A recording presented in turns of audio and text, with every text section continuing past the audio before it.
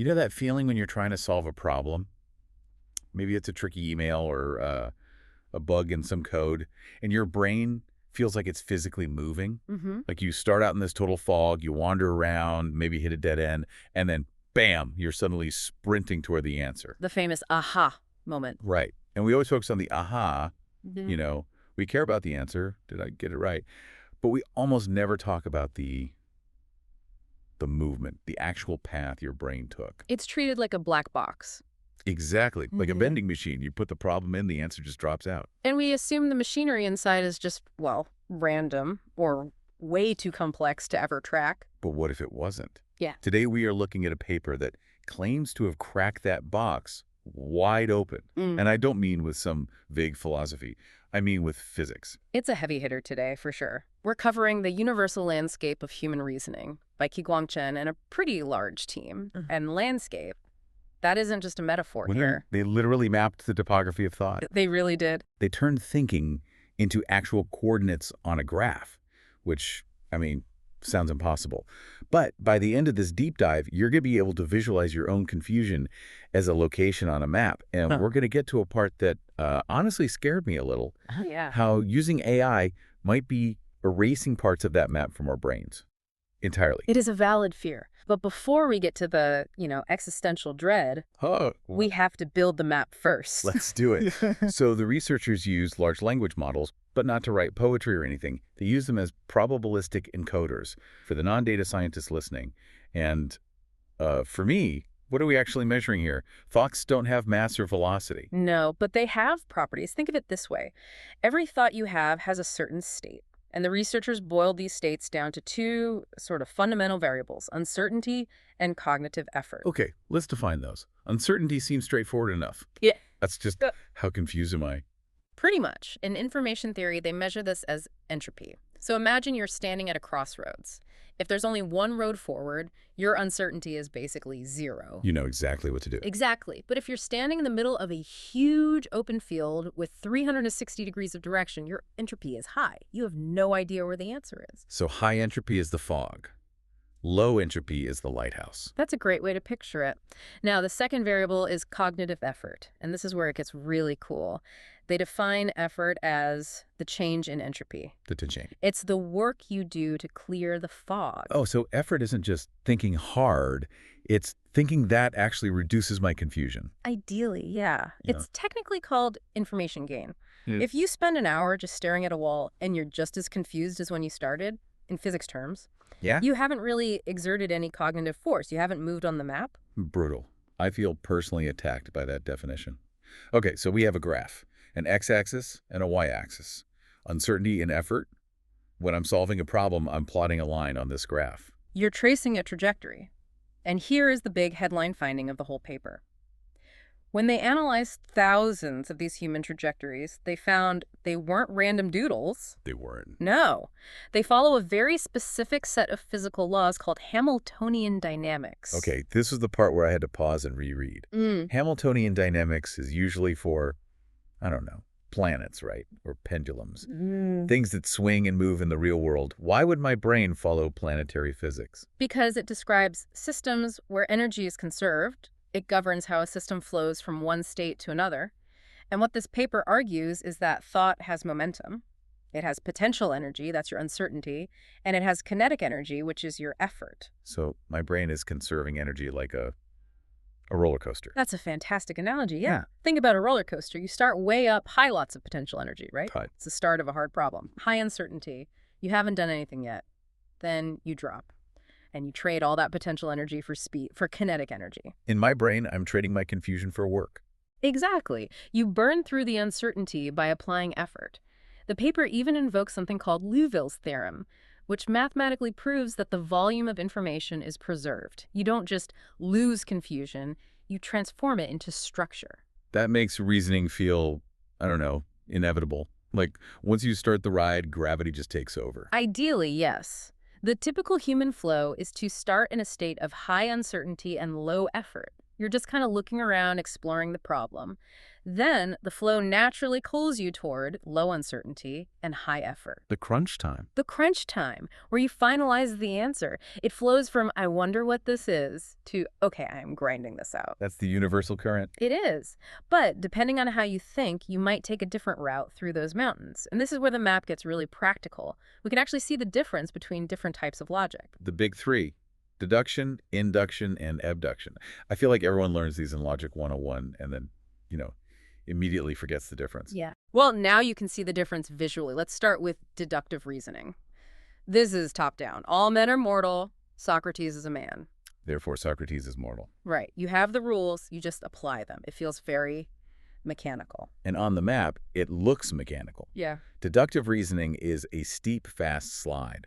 It starts with a sharp drop in uncertainty and a massive spike in effort right away. You don't wander, you don't explore, you just execute. It's a straight line. Almost vertical. It's the get-it-done curve. Yeah. You aren't looking for a new path, you're just walking down the stairs that are already there. Okay, compare that to inductive reasoning. That's bottom up, right? Yeah. You're looking at a bunch of data and trying to find a pattern. Exactly. Imagine you're a detective looking at crime scene photos, trying to find a motive. You don't know the rule yet. You're looking for the signal in all the noise. On the map, this looks totally different. So? It starts with really low effort and a very slow, gradual reduction in uncertainty. You're meandering. You're grazing. You're wandering through the data. It's a slow burn trajectory. You spend a lot of time in that high uncertainty zone before you finally start to converge on an answer. And then there's the third one, abductive, which I always thought sounded like a kidnapping, but it's actually, guessing. It's inference to the best explanation. It's what a doctor does. You have a symptom, say, a fever and a rash. What's the most likely cause?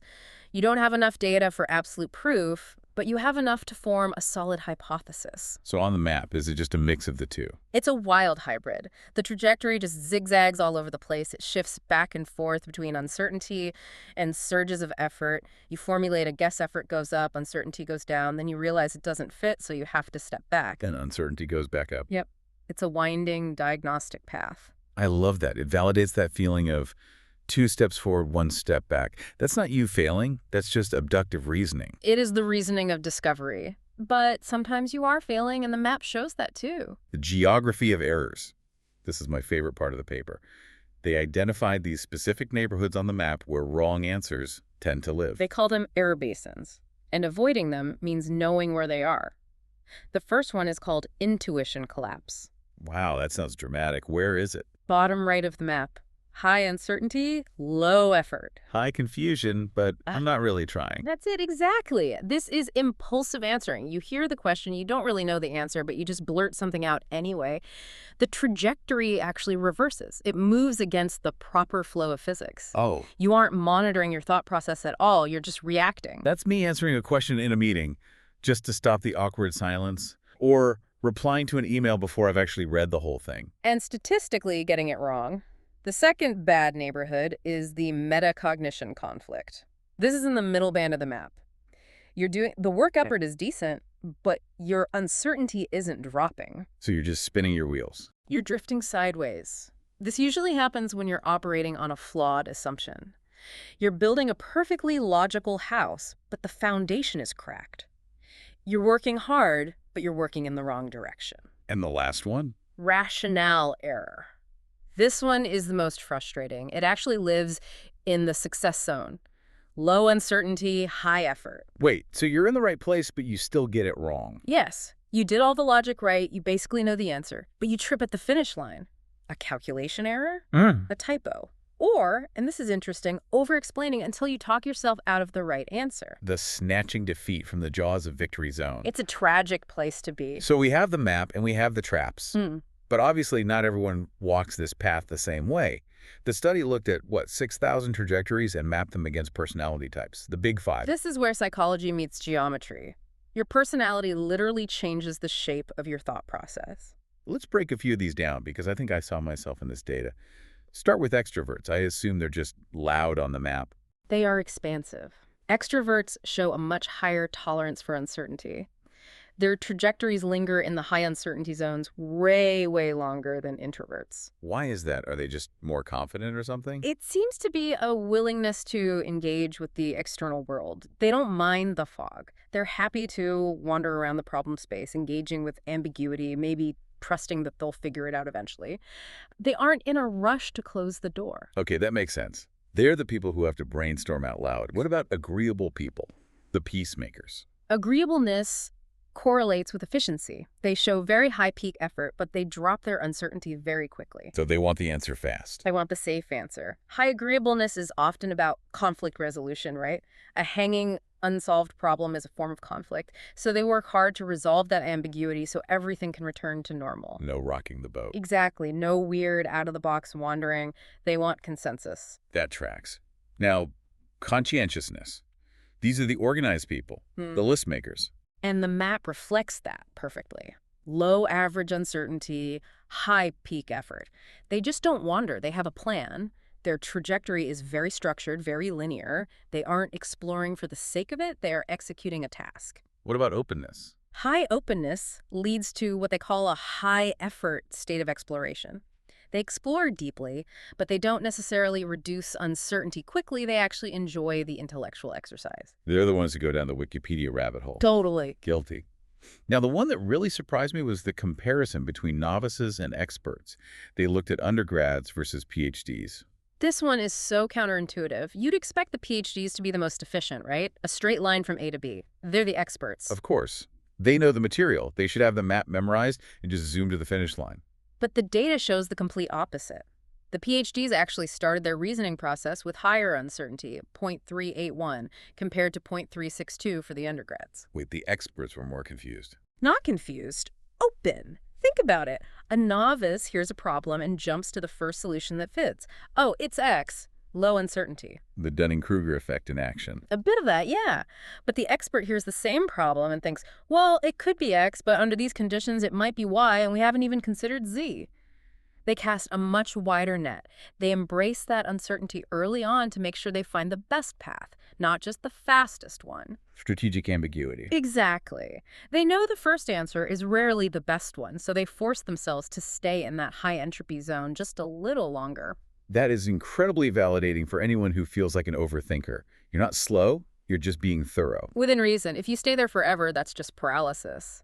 But yes, depth requires a wider search. This leads us into a debate that's been raging in psychology for decades. Right. System 1 versus System 2. The whole idea that we have two brains. A fast, intuitive one, the gut feeling, and a slow, analytical one, the calculator. Does this map support that? It actually kind of resolves it. Yeah. The IF-TRACK model, that's what they call their mapping system, it suggests the answer is yes to both. How can it be both? The map shows that globally, reasoning is a single continuous flow. It's one big system governed by those physics we talked about. But locally, you can see transitions. Like shifting gears in a car. That's a perfect analogy. They found that 85% of reasoning starts heuristically. That's system 1, your intuition. You're cruising in low gear. But then the trajectory evolves smoothly into analytic processing system 2. It's not two separate engines. It's one engine that just shifts gears from exploration to analysis. So we just flow from intuition to logic without a hard break. When it's working right, yes. It's a seamless handoff. Okay, when it's working right is the operative phrase there, because now we have to talk about the twist in the paper. The researchers didn't just look at humans, they looked at humans before ChatGPT and humans after ChatGPT. The pre-LLM and post-LLM data sets. And this is where the landscape really starts to shift under our feet. Okay, first, what does the AI's map even look like? If you map GPT-4o solving a problem, does it look human? Not at all. Not even close. The AI trajectory is ruthless. It starts with maximal effort immediately. There is no wandering phase. It creates a straight shot from the problem to the solution. It's just a laser beam. It computes. It doesn't think in the human sense of exploring. It just converges. It sees the target and it fires. Okay, that's the machine. We expect that. But what about us? What did they find in the post-LLM humans? The people using these tools? They found that we are starting to mimic the machines. Wait, our brain patterns are changing. Our behavioral strategies are, remember the classic human path, Low effort start, explore the fog, then ramp up the effort to finish. Mhm. The discovery path. Right, the scenic road. The post-LLM humans are shifting to a high start, low end model. We're skipping the low effort exploration. We are jumping straight into high effort synthesis. You're trying to be laser beams. We are becoming synthesis engines. We want to converge sooner, and we are becoming more efficient, yes. But the paper points out that the phase space we occupy, the actual amount of the map we explore, is shrinking. That sounds claustrophobic. It's efficient, but think about what we just said about the PhDs. Where does that expertise come from? It comes from the wandering, from considering the options that weren't the obvious ones. And that's the danger. If we train ourselves, or if our tools train us, to skip that uncomfortable uncertainty and jump straight to an answer, we might be losing the very mechanism of discovery. It's like using GPS. I mean, since I got a smartphone, I never get lost, but I also have no idea where I am. I don't know the landmarks. If the GPS died, I'd be helpless. I have no mental map of my own city anymore. That is the perfect metaphor. We are outsourcing the navigation of our own thoughts. The AI provides the path, and we just walk it. We are trading the messy human process of induction for the clean machine process of deduction. And the map actually proves it. The human signature, that loopy, low-effort start, is fading in the data. It raises a massive question for education, for creativity. Innovation so often comes from the scenic route, not the highway. Penicillin, the microwave, Post-it notes. These came from people wandering around in high uncertainty, not people trying to execute a straight line to a known destination. So if we flatten the landscape, we might be killing the very accidents that lead to breakthroughs. We're optimizing for speed, but we might be sacrificing depth. We're becoming great at finishing, but maybe getting worse at starting. That is a lot to process. We've gone from Hamiltonian physics to the potential death of creativity in, 15 minutes? It's a steep trajectory, but it's better to see the map than to be blind to it. Let's recap for the listener who is maybe currently staring at a wall trying to lower their own entropy. Sure. 1. Your thoughts follow the laws of physics. You trade uncertainty for effort in a conservation cycle. It's a natural flow. 2. There's a geography of errors. Watch out for intuition collapse, answering too fast, and rationale error, which is tripping at the finish line. 3. Your personality literally shapes your path. Yeah. And being confused isn't bad. It can actually be a sign of expertise if you use it right. And 4. Don't let the AI straighten out your brain too much. Keep the curves. The curves are where the humanity is. So here is my challenge to you today. The next time you have a problem to solve and you feel that urge to just Google it or ask ChatGPT for the answer immediately, Don't. sit in the fog. Exactly. Sit in that high uncertainty zone for just 5 minutes. Wander around, feel a confusion, that discomfort you're feeling. That's just potential energy building up. And it might be the only place left where the AI can't follow you. And you never know what you might stumble over in the dark. Thanks for diving deep with us. We'll see you on the next map.